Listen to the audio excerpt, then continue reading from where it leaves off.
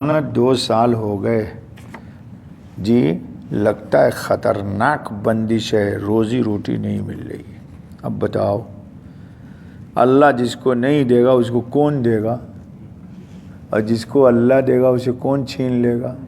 ہماری روزی اگر جادوگیر کے بس میں ہو تو اتنے دنیا میں مسلمان ہیں جادوگیر کسی کو کھانے ہی نہ دے لیکن کل کے درس میں آیا تھا نا، یا تو ہمارے کسی ماضی کے گناہ کی سزا ہے یا ہماری ابتلا ہے۔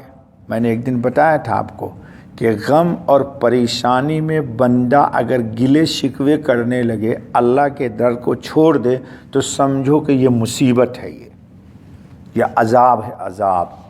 لیکن احوال آیا تو بندہ اللہ کی طرف رجوع ہوتا ہے، گر گراتا ہے، بلبلاتا ہے، نماز قطعاً نہیں چھوڑتا، جتنی بلائیں آتی ہے اتنا ہی بلبلاتا ہے اللہ کے سامنے۔ سمجھو کہ یہ آپ پر رحمت ہے، اللہ آپ کو چیزوں سے کاٹ کے اپنی ذات سے جوڑنا چاہتی ہے۔ لیکن یہ راز لوگ نہیں سمجھتے جی، لوگ سمجھتے صرف پراٹھا کھائیے، بریانیاں اڑائیے اور بیل باٹم پہنیے، برانڈڈ جوتا پہنیے، اللہ بہت خوش ہے۔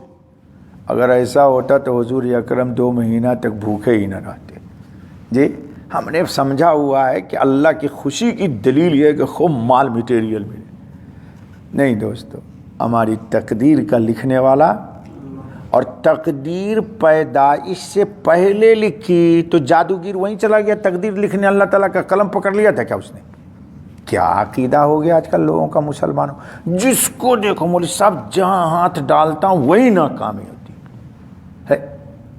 ارے تمہاری ماں کی پیٹ میں پیدائش سے پہلے اللہ نے تقدیر لکھی، آدم علیہ السلام کی تخلیق سے 50,000 سال پہلے اللہ نے تقدیر لکھ دی ہے۔ اب خامخواہ کے لیے عقیدہ خراب کر رہے ہو، 1000 دروں پہ جا رہے ہو، کھٹکھٹا رہے ہو، اور جس کے در پہ سب کچھ موجود ہے اس کے در پہ نہیں آ رہے ہو۔ اے دوستو، یہ کیا ہے؟